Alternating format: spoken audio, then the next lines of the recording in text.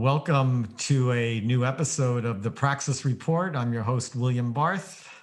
Hi, and I'm your co-host, Jonathan Brown. And today's episode, we're going to continue our discussion of the crisis between Russia and Ukraine.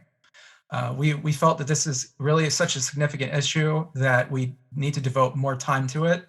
And since we recorded our first discussion on this issue, the events of Russia invading Ukraine happened, and we felt that this needed a proper response, a proper social political analysis on our part. And so what we're going to try to do is we're going to discuss the background for the Russian invasion of Ukraine, as well as this more deeper reasons for the conflict.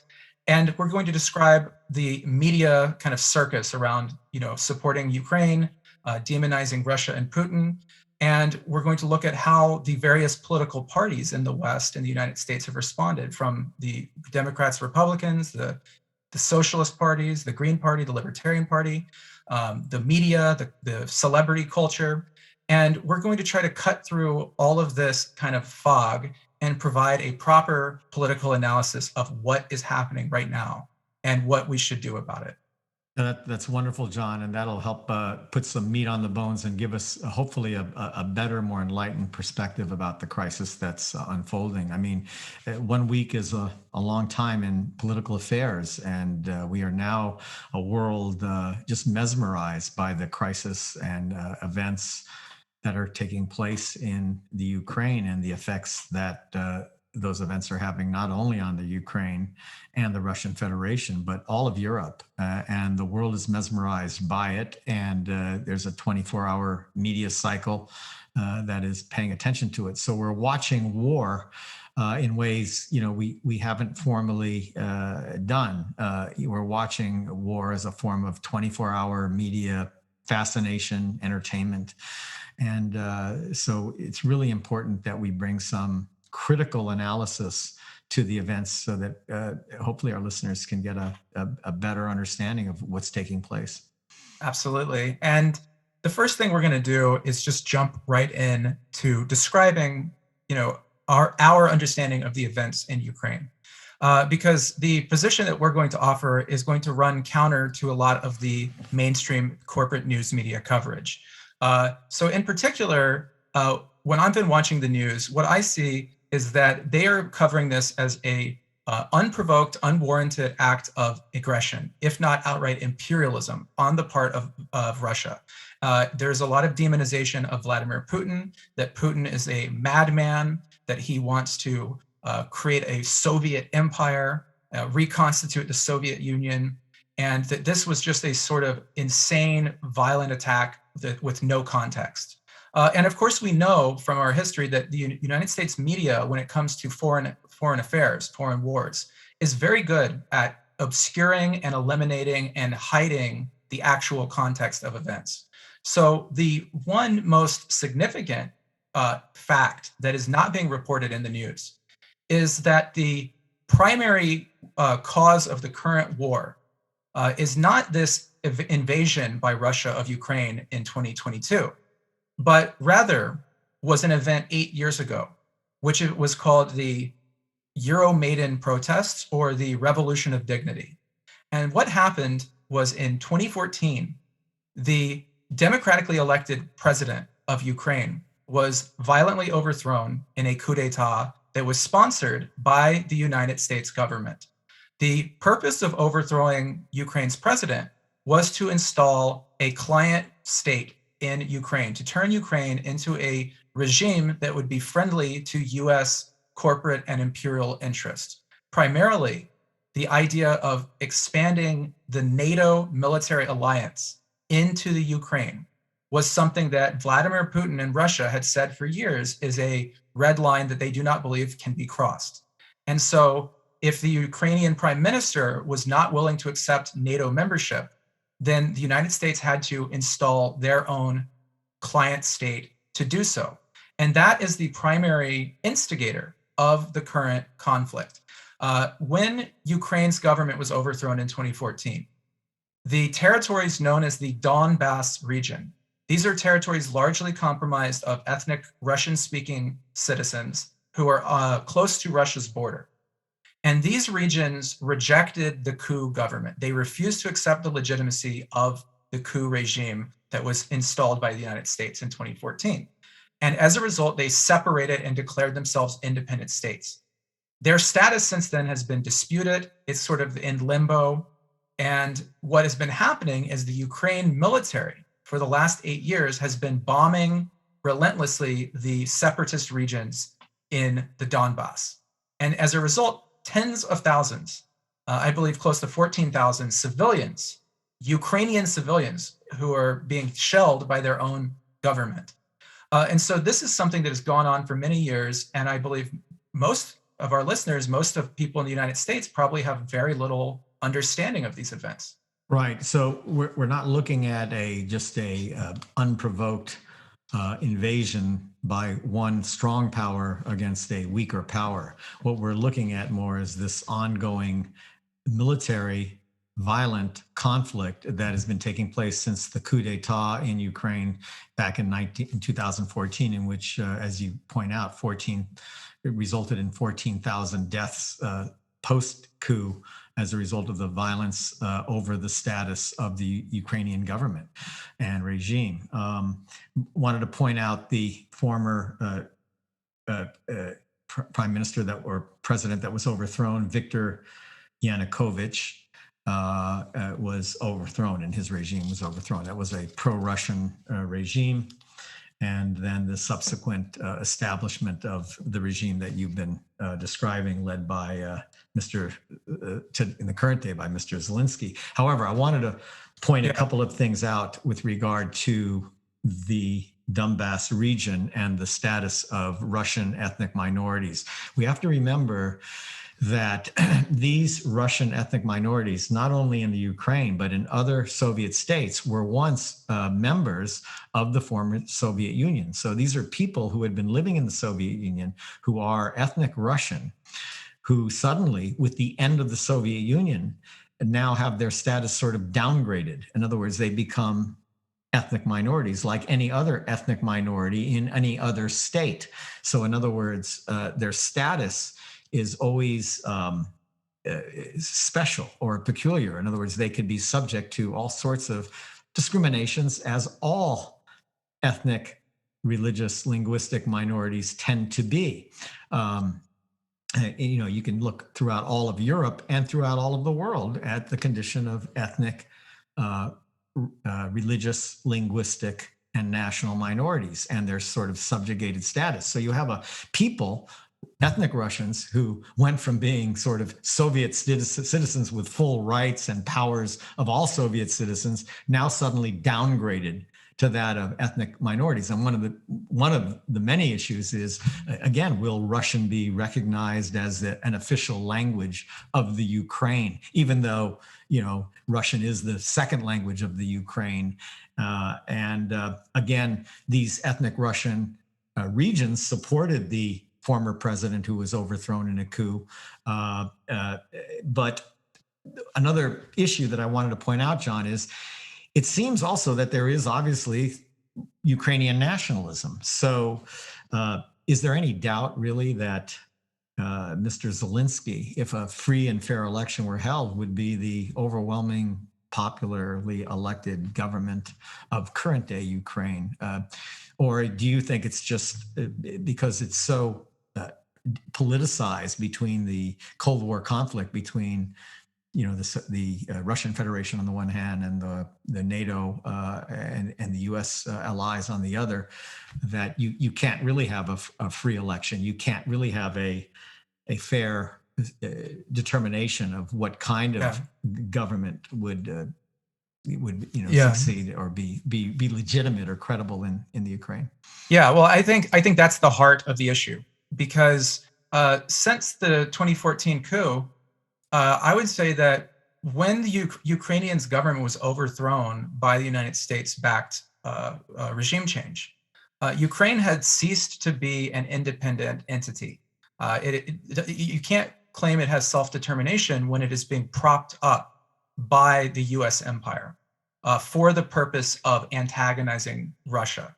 And so in order for Ukraine to exercise self-determination, there would have to be a sort of neutral status of Ukraine. And in that sense, a demilitarization of Ukraine. And so in the 8 years since the coup, uh, Putin has been calling for diplomacy to resolve the crisis. And the things that he calls for specifically is that he believes that Ukraine should be demilitarized. He believes Ukraine should not be joined as a member of NATO, the NATO military alliance. And he believes that Ukraine should remain a neutral state. And furthermore, he argued that Ukraine should not become a nuclear armed power. And these are things that the United States has declared as non-starters. So in these diplomatic negotiations, Putin has offered solutions to resolve the crisis, but the United States has declared these to be non-starters because for the United States, the goal is to expand NATO eastward into Russia's borders.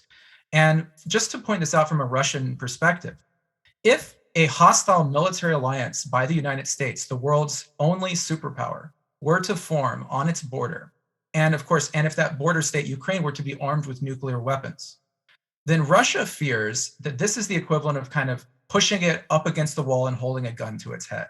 And Russia will then be reduced to a sort of status of a failed state. And so I believe the current act of invasion that Russia committed against Ukraine right now is a result of the desperation that Putin feels, that the overtures to diplomacy that he offered for months and months have been rebuffed by Joe Biden in the United States. And Ukraine has continually been militarized. The United States sending troops, weapons, armaments, talking about adding NATO membership, talking about opening Ukraine to nuclear weapons. And so Russia, I think, probably feels that this is the last resort to protect their own security. And I think that's what really set the stage for the current crisis. Right. In the last episode, we tried to create a kind of hypothetical analogy. Again, if you had Central American states or Mexico under the influence, say, of a hostile military security alliance like the former Warsaw Pact, and again, you had Mexico and San Salvador or Honduras or Nicaragua, Guatemala, all under sort of an alliance with a hostile Warsaw Pact or anti-American pact. How would Americans respond with a hostile regime, 20, 30 miles, Tijuana to San Diego? How would Americans react? How would Californians react? Right. Or even a better analogy is how did America react to the positioning of missiles in Cuba during the Cuban Missile Crisis? But I think something that's important to distinguish between, say, something like the Cuban Missile Crisis and the current crisis in the Ukraine is that in the Cuban Missile Crisis, the United States was very focused on how to de-escalate a potential nuclear confrontation. There's scholars like Graham Allison at Harvard wrote a book called Essence of Decision, which basically is a case study or a doctoral thesis, really, on how President Kennedy took the steps that President Kennedy took to de-escalate the potential of a nuclear war between the United States and the Soviet Union over the positioning of hostile missiles in Cuba. And it became a study. And it really, what makes politics in the current day much different from politics, say, of the 60s, is, again, the attention to the danger of thermonuclear war. And we talked about this in prior episodes. Yeah. We just don't seem focused on that issue. That issue is really not really part of the public discussion. And there are contemporary sort of aspects of current day nuclear international treaties to reduce and eliminate nuclear weapons that are being promoted by the United Nations that the superpowers like the United States and even the Russian Federation are just not paying a close enough attention to. In other words, this whole issue of thermonuclear war has just completely fallen off the Well, all off the public yeah, discussion. yeah. But I don't want to get Yeah. off No, the no. So, issue so of to talk about nuclear war. So, right. So we have to remember. I think the key issue with nuclear war is imperialism, is empire, because the only country that used nuclear weapons on civilian population was the United States on Japan after World War II. And then with the example, of the Bay of the Cuban Missile Crisis, the real instigator was not Russia, but was the United States. The United States invaded Cuba with the Bay of Pigs in order to overthrow the Cuban Revolution. And Russia put nukes to defend Cuba from being overthrown violently by the United States, at which point it almost kicked off a nuclear crisis. So in these situations, what we, I think, need to remember is what the United States foreign policy as an empire, what the United States actually is. And that is, since the fall of the Soviet Union, the United States is the world's only superpower. It is the empire that has hegemonic military and economic dominance over the globe. So the United States is free with its allied, with its NATO military alliance, to engage in violent wars of aggression against any state that it deems hostile to its economic interest, whether that be Afghanistan, whether that be Iraq, whether that be Venezuela, Iran, Syria, and the list goes on and on and on. And so, what the big reason why I think the United States empire has set its sights so strongly on Russia is because Russia is starting to grow as a regional power. And in all these cases I just cited, Syria, for example, Afghanistan, Venezuela, Iran, where the United States is attempting to overthrow those governments by force, Russia is responding by defending those governments. So, for example, in Syria, where the United States is arming Islamic terrorists like Al Qaeda and ISIS to overthrow the Assad government, Russia is providing support to defend the Assad government. And so I think there's a very serious question here, which is that the United States having dominance over the military affairs of every country in the world is really the key issue that's being kind of overlooked. If Russia is going to be strong and have, regional power, the ability to stand up to the United States as the global bully, that is something I think the United States does not want to accept. And as the US empire is starting to crack, is starting to decline, it's going to start lashing out more and more. And perhaps this crisis in Ukraine might be a symptom of that. right. However, we want to point out. I mean, the Russians have invaded Ukraine. They're occupying Ukraine militarily at the current time, and I want to go back to the UN Charter, to the kind of fundamental principle that I think Putin was argued on behalf of, with regard to Putin's criticism of U.S. Invasion and U.S. American occupation of Iraq, of Afghanistan, of Syria, of Vietnam, which is that, again, we talked about this last episode, the guiding principle of the United Nations Charter, and that came subsequent to the end of World War II, was that no nation may attack another nation. No sovereign UN member state may attack militarily another sovereign UN member state, no matter how big, no matter how small. Once that happens, there's only two exceptions to that fundamental principle. One, the United Nations has authorized the attack. And two, it's done in self-defense. Those are the only two exceptions. If the military action by one state against another state does not fall under one of those two exceptions, you have what is, in terms of international law, called a war of aggression, or an aggressive war, which is a crime, a war crime, an actual war crime. And I might add, there are now, we don't live in an ancient world anymore. I mean, we live in a world of law.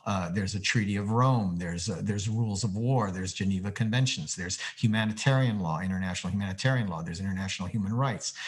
So the conduct of war and war activities is now highly regulated. And the perpetration of military actions, world leaders can be held personally liable for taking military actions. So war now, is highly scrutinized. These things don't happen in isolation anymore. We're still in a world where might makes right, but war and war making is now a very scrutinized event for which leaders can be held personally accountable and responsible, and they are.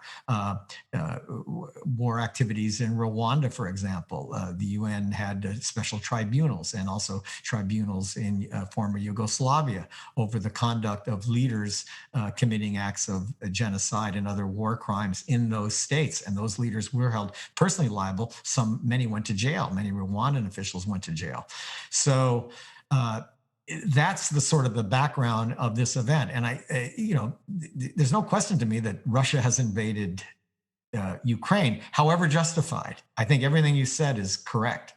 But the Russian military is now occupying Ukraine. So it is engaged in an act of war. Is it justified? Is it defensive in nature? Do they have every right to do it? Well, that's what we're talking about. Yeah. We're trying to lend some perspective just so the listener understands. But I think it's important to maintain a science, kind of try to take a scholarly analysis of this. Yeah. So in that regard, I think my position is, of course, that all wars are bad, and in that sense, this is why I think it's important for us to understand that Russia didn't start this war. This war had already been started by the United States in 2014 with the coup against Ukraine's government.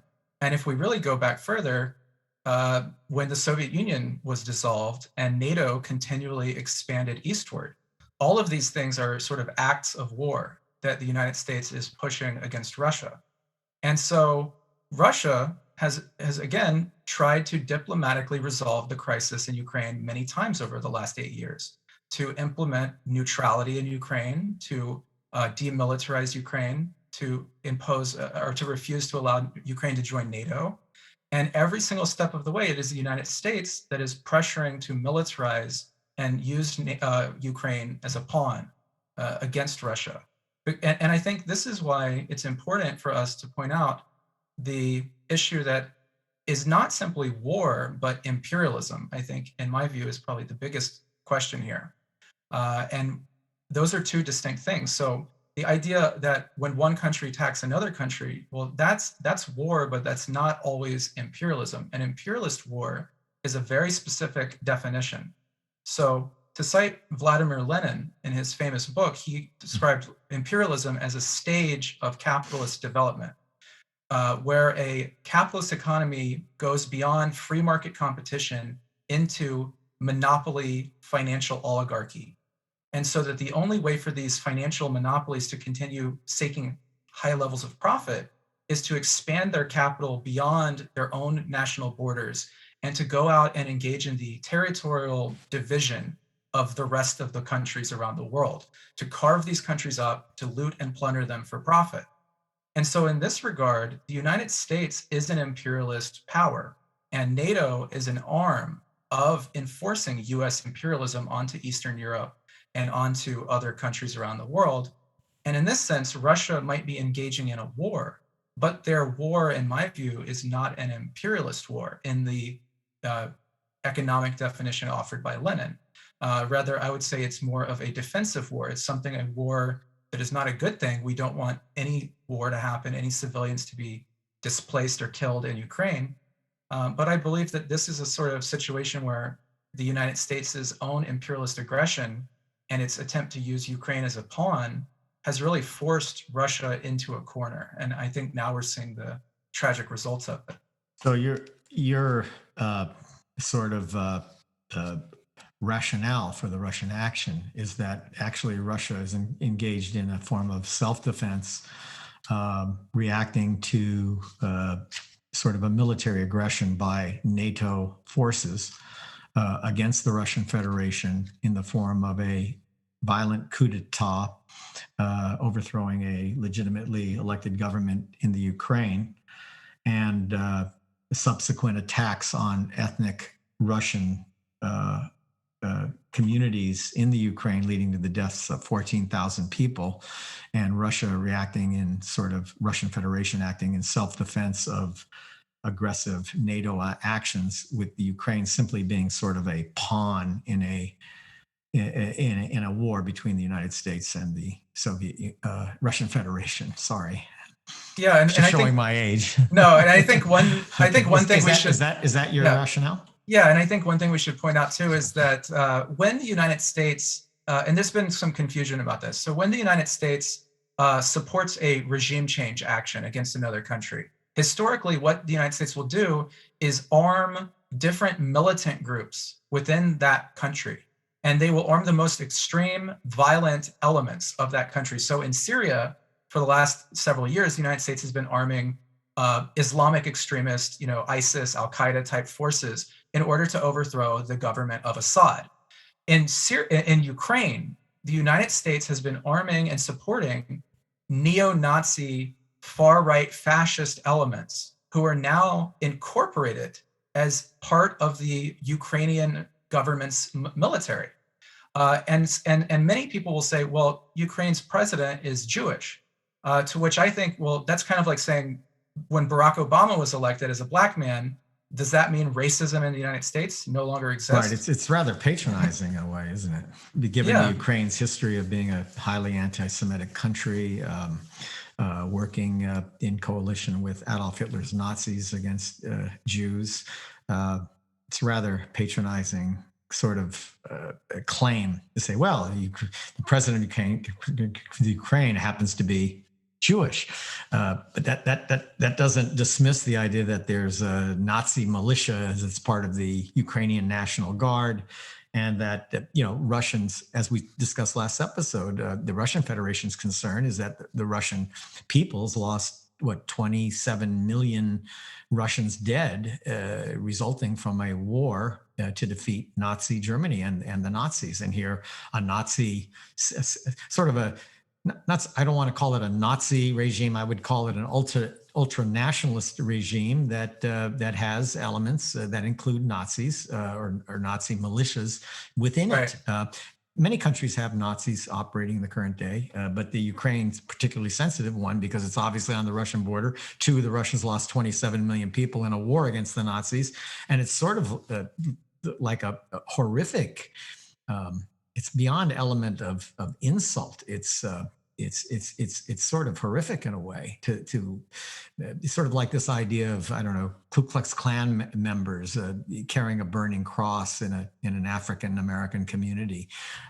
It has an element of not only insensitivity but sort of horror. That there should be a state with an armed Nazi militia, in part, right on its border after World War II had been fought and won, and that horror had been put, sort of into the ash heap of history, and now Right. it's being resurrected. Right. And I think that's a very significant issue because, again, our goal here is we want a peaceful and diplomatic solution, and we want an end to war and bloodshed. And of course, to avert the possibility of nuclear war, which is a great danger. And I think so. What we would want to have happen, ideally, is for Ukraine to be denazified and sort of demilitarized. So these sort of radical fascistic forces and in the Ukraine would be sort of removed from any significance in their military, any power, and it would be, I think, possible to have Ukraine as a sort of neutral country rather than a pawn on the sort of geopolitical chessboard. I think, as we're talking about self-determination, in order for the Ukrainian people to have self-determination, they would have to sort of be a neutral country rather than a political puppet or a pawn or a client state. And furthermore, I mean, as long as NATO continues to expand its reaches, it's going to kind of try to seek more countries into its orbit. And so I think one thing that's not discussed enough is why is there not a mass anti-war movement in the United States protesting the existence of NATO, who is not just calling for an end to war, but who's saying NATO itself should be dismantled and should no longer exist. Right. Or why isn't the Russian Federation? Why isn't ethnic Russians? Why aren't the Russian peoples a part of NATO? I mean, Russia is a European power, and or European Right. state, and a sovereign European state, and it just doesn't make any sense at all. I mean, the Russian Federation is now a part of NATO. There's no longer a Soviet Union. The Soviet Union is over. Uh, and so it has fallen. We have a Russian state, the Russian Federation. Why are not they a part of NATO? In other words, and we should point out that at the end of World War II, we took quite a different approach to defeated powers or fallen powers. Look at the approach of the Allies. The Allies took towards Nazi Germany, former Nazi Germany, current day Germany, and former imperialist Japan, current day Japan. We embraced those countries. We helped to rebuild them. We had them join the community of nations. That's We right. initiated a Marshall Plan to help them recover from World War II and build their economies back up. And today they become partners in a new world, renouncing their sort of violent fascistic past. I don't know why the same thing wasn't done to this with regard to the Russian Federation, but it certainly should have been, and it wasn't. And instead, we've taken That's this true. sort of opposite tack that you're talking about, which is to try to sort of surround Russia and sort of turn it into a failed state, which I don't think the Russian peoples will accept. Yeah, I think that's so brilliant you pointed this out because as you said, after World War II, the Nazi fascist forces were incorporated into the world of nation states, and eventually Germany became a part of NATO, and there was the Marshall Plan, which economically rebuilt those nations. So let's look at what happened after the Soviet Union dismantled in 1991. Was there a Marshall Plan to rebuild the Russian Federation? No. No. What instead happened was what the capitalists call economic shock therapy. So they introduced free market capitalist economies into Russia by force. And they called that a form of shock therapy. And what this did is it kind of destroyed the Russian economy, and this actual life expectancy declined. Quality of living, standard of living declined. Russia sort of turned into a playground for Western global economic elites to come in and loot and plunder. And then, of course, in NATO, instead of saying, okay, NATO should dismantle itself after the Cold War ended, instead, NATO was kept around and expanded and grew in power. And so these are kind of facts that I think are very important to point out, because when we look at the sort of 24-hour news coverage of the Ukraine-Russian war, these are things that are never mentioned. It really, these things are obscured. Right, and I don't want to go too far afield of this either, but you're right. The shock therapy that you're describing, just for the listeners, what it was a form of sort of mass privatization of the economy. Yeah. So the economy was privatized to such a degree, also that it led to terrible sort of consequences like corruption and so forth. And this was all done, if you recall, under Boris Yeltsin, who had sort of stood up and helped, overthrow, in a sense, or make the transition from the Soviet Union back to the Russian Federation. And some of Putin's, I would say, popularity is Putin, in a sense, his candidacy was a response to the negative consequences of sort of forced privatization that was initiated by Boris Yeltsin. And so Putin's popularity in Russia, I think, is attributed largely to that, to this idea that he was going to rebuild the economy to make Russia a strong economic power again, as opposed to this sort of failed privatized state, rampant with corruption. Absolutely, that's a great point, because Putin didn't come out of nowhere. He emerged in the context of Russia's kind of demoralization and defeat after the Cold War. And again, this could have been averted if things had played out differently. But I think we could also kind of turn to discussion about what this Russian-Ukraine war looks like domestically, in terms of how the U.S. media and U.S. political parties are covering this war. Because as you kind of mentioned earlier, well, there's a 24-hour news, blitz, media blitz, where every channel on the news is covering this. And this extends not just to the news media, but to the Hollywood media, the celebrities. Every celebrity in Hollywood is now, I stand with Ukraine, support Ukraine, putting up Ukrainian flags across all of Instagram and Facebook on social media. And there's sort of been this kind of wall-to-wall coverage going on right now. So it's interesting, where is as I asked earlier, where are the voices of people who are questioning NATO, who are questioning the kind of US role in instigating the conflict?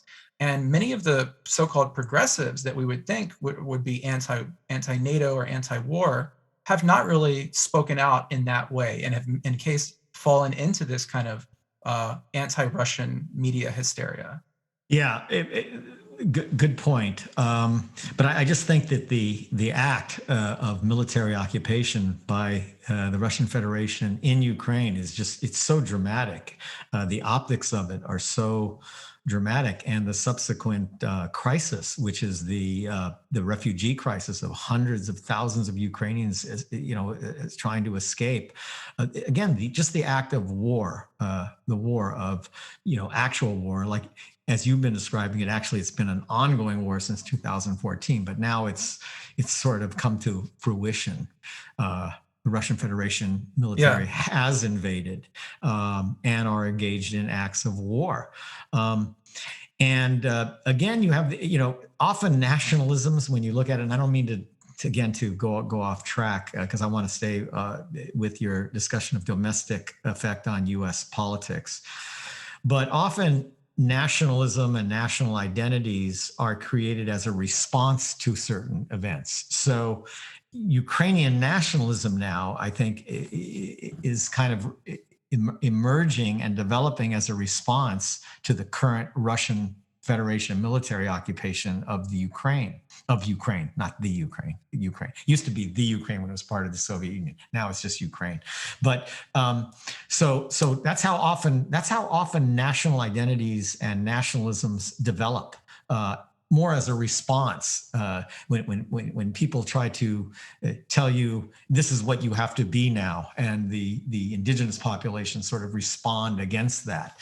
I think that's largely what has taken place. And again, I would want to point out that I think if you had free, fair, demilitarized, non-Cold War sort of elections in the Ukraine, I think you would have probably overwhelming support for Zelensky or a Ukrainian leader, a similar Ukrainian nationalist leader at this point. But I want to go back to. Well, I think it was there's a big issue, I think, with this, the fact that the media is so shocked on this issue. We've seen 24-hour coverage of Russia being invading Ukraine. We do not see similar coverage when the United States is attempting to overthrow Syria and creating a refugee crisis much larger than the Ukraine refugee crisis. Good point. There are millions of Syrian refugees driven into Europe because of the United States' war. For example, let's look at Yemen. The United States is selling weapons to Saudi Arabia to commit a genocide against Yemen. And there is not wall-to-wall coverage. We don't see Hollywood celebrities stand with Yemen. We don't see stand with Syria. These are kind of selective what the media puts its spotlight on. And I think that's very important, because when it's the victims of US imperialism, the media is silent. But when Russia invades a country, then there is wall-to-wall coverage, not just from the corporate, conservative news media, but from progressives and socialists. So, Bernie Sanders, for example, calls for sanctions, and astoundingly, he accused Putin of rejecting diplomacy, even though Bernie is smart enough to know that Biden was the one who said he would not negotiate with Putin on this issue. AOC also called for sanctions and said, there might need to be military action. Of course, she said it should be approved by Congress first. Marianne Williamson, who was a Democratic presidential candidate, also called for military action. The only political party that I could find in the United States who criticized NATO was, of all people, the Libertarian Party.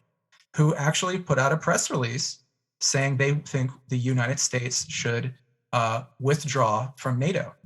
But even our so again, kind of like even the progressives sort of are, who should have known that after the Iraq War, after all these wars, should be a bit more skeptical perhaps of war hysteria, but are sort of, I think, not questioning it and are taking a sort of one-sided approach. Yeah, and I find interesting the lack of attention to the United Nations. I mean, we have an international. We live in a modern day. Long after World War One, long after World War Two, in which you have an established international organization. You have a United Nations Security Council, a United Nations General Assembly. Although obviously the United Nations has been sort of downgraded in the United States. I mean, just the attacks on the United Nations from the right in the United States, has just been relentless over the last decades, calling the UN a kind of Islamic-based, communist-influenced organization, Yeah. anti-Israel organization, and so forth.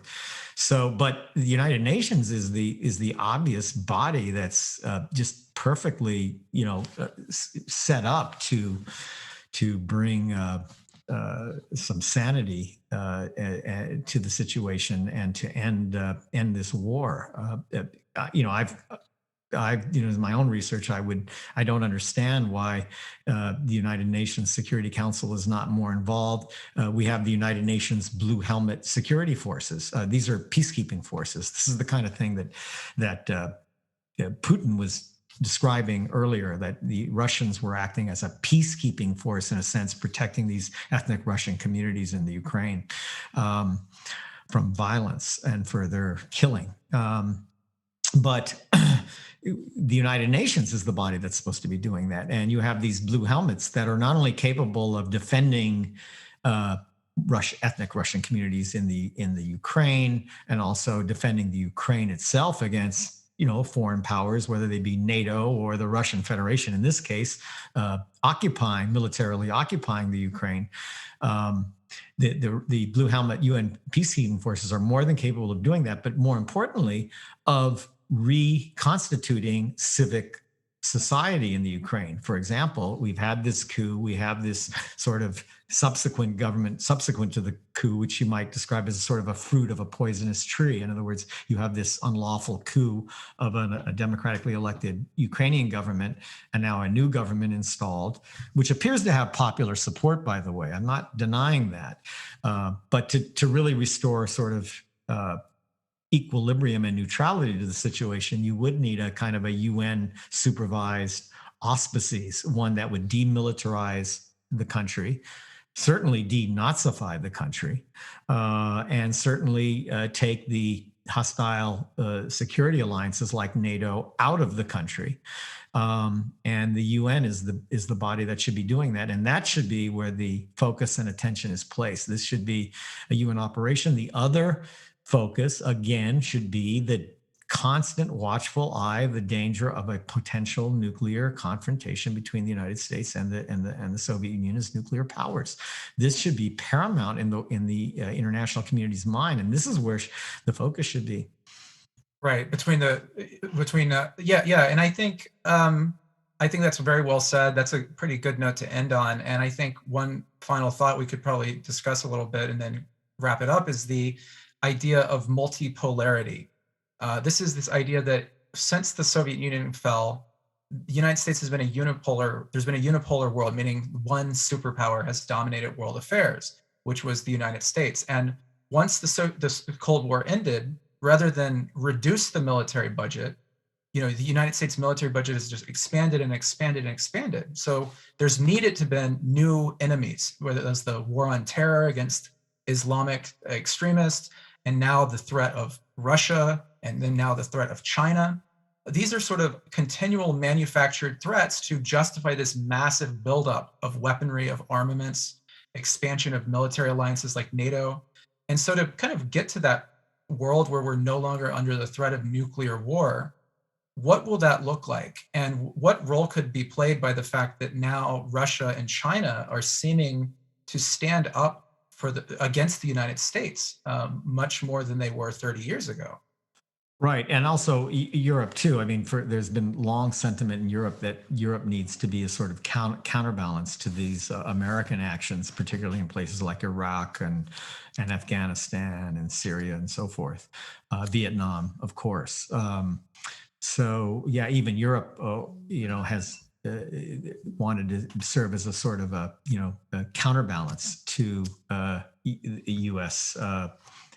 Militarization throughout the world and military acts throughout the world. So yeah, you have I guess, a multipolar world, tripolar world, consisting now of the United States, Russian Federation, and People's Republic of China. But I would add Europe into that mix as well, and, Right. and soon hope perhaps India and other major alliances, maybe in Africa at some point. Right. So this is a kind of issue where after, years of kind of sort of unchecked power and hegemony, the United States military is sort of has faced many defeats. I mean, after 20 years in Afghanistan, we pulled out in defeat. And this is a sort of colossal failure. And so it perhaps is showing sort of limits to the power of the military industrial complex. Right, and like you pointed out, and we pointed out at prior episodes, the military industrial complex, that's this alliance of primarily defense contractors, Raytheon, Lockheed Martin, all of the big aerospace and defense contractors who profit, millions, if not billions of dollars in profits from war, from constant, endless war. Since the end of World War II, it's hard to even find military operations in which the United States has actually won a war. We lost the war on Vietnam. Fortunately, why we were fighting the Vietnamese, is just hard to actually conceive. Vietnam was it was a revolution against French colonialism. The United States was once a colonialized country under British colonial rule. We had a violent revolution to overthrow the crown and the British Empire king. So that the United States could be an independent country. So why would we oppose anti-colonial revolutions, as in Vietnam against French colonialism, or in Afghanistan against British colonialism, and then later Russian occupation? These are all countries fighting for essentially self-determination, and yet in country after country, the United States was defeated. I think properly so, by indigenous movements struggling for just what Americans have: self-determination in their own country. It's hard to defeat a people who are battling for self-determination of their own country. That's why I want to, going back to Ukraine, in the end, it will be the Ukrainians who hopefully prevail at establishing self-determination and freedom. I think that's the sort of the attraction of the Ukrainian sort of liberation campaign, which is this idea that Ukrainians are fighting or struggling now for self-determination. But I think what you have successfully done, John, is to point out how Ukraine is been used as a pawn in this crisis, used by major powers like NATO and the United States. Yeah, and I think just to wrap up the discussion, I think the call for self-determination for all nations, especially any nation that is under attack, is an important one.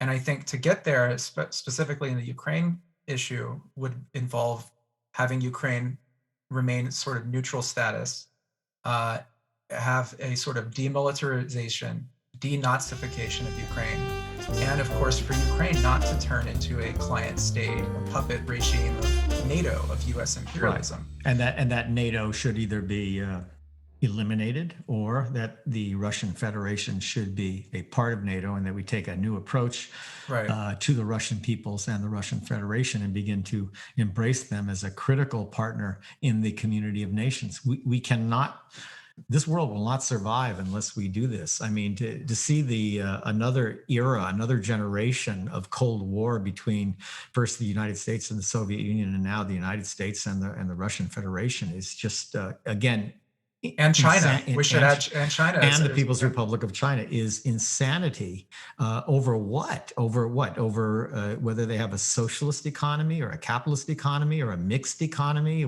because of the relations between the state and the marketplace. That's what this great competition is over at this point.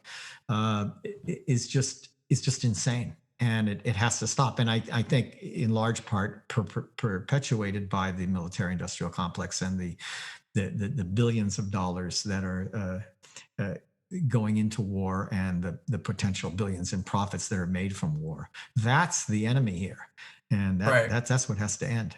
And that's a good note to end on here with our discussion. I mean, we're really trying to cut through all of the fog of hysteria, the Cold War propaganda, the military-industrial complex propaganda, and we're just trying to use our intellects as two scholars to try to think outside the box and try to get down to the truth. So hopefully this episode helped some other people out. It certainly helped us out to discuss these issues with each other, and hopefully it might help you guys out there watching to find some clarity. That's our aspiration, and I want to thank everybody for being with us today. Well, we've been the Praxis Report. I'm your co-host, Jonathan Brown. And I'm your co-host, William Barth. We will see you guys next time. See you then.